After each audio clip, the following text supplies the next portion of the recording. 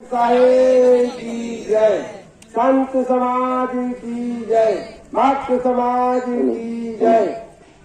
कुछ लोग यह कबीर आश्रम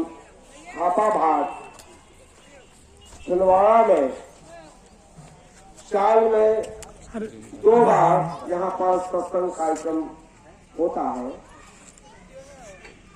पूज्य संत श्री फक्कन साहेब बहुत समय से सन 91 से और इस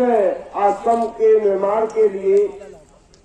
प्रयासरत रहे हैं और इनके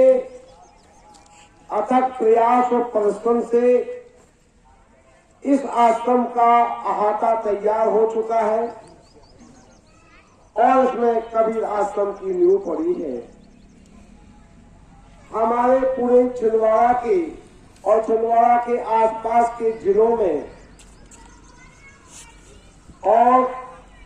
अन्य सभी गांवों में इस कबीर आश्रम हापाभाट छिंदवाड़ा का अच्छा प्रचार प्रसार हुआ है। यहाँ पर साल में 2 बड़े बड़े संत सम्मेलन होते हैं, जनवरी में और इस मार्च में। और इस सम्मेलनों में बड़े दूर दूर से, जैसे मैं ही बुंदेलखंड जिला झांसी उत्तर प्रदेश से और उड़ई से जिला जालौन से और अन्य क्षेत्रों से संत महंत विद्वान यहाँ आते हैं और विभिन्न प्रकार से भक्त समाज को सद्गुरु कबीर साहब के सिद्धांत के अनुसार चलने के लिए प्रेरित करते हैं। इनके जो कुकर्म दुष्कर्म अभक्ष भोजन चाल चलन खान पान बोल चाल रहन सहन का हम लोग सुधार करके और इनको हंस भूमिका में ला करके खड़ा करते हैं। और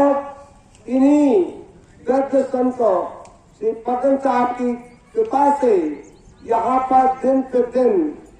भक्तों की संख्या भी बढ़ रही है और लोगों में सच्चे सत्य धर्म का प्रचार प्रसार भी हो रहा है और अधिक से अधिक इस आश्रम का प्रचार हो और इस आश्रम की नींव मजबूत हो और इसमें रहने ठहरने के लिए बड़े बड़े हॉल तैयार कराए जाए और लेटरिन तैयार कराई जाए, बाथरूम बनवाए जाए, भोजन भंडारा बनवाया जाए, योगदान करके और इस संस्था को आगे बढ़ाना चाहिए। हम सब लोग मिलकर सद्गुरु कबीर साहब, धनी धर्मदास साहब, वंश व्यास के जो सिद्धांत है और मानवीय दृष्टिकोण है,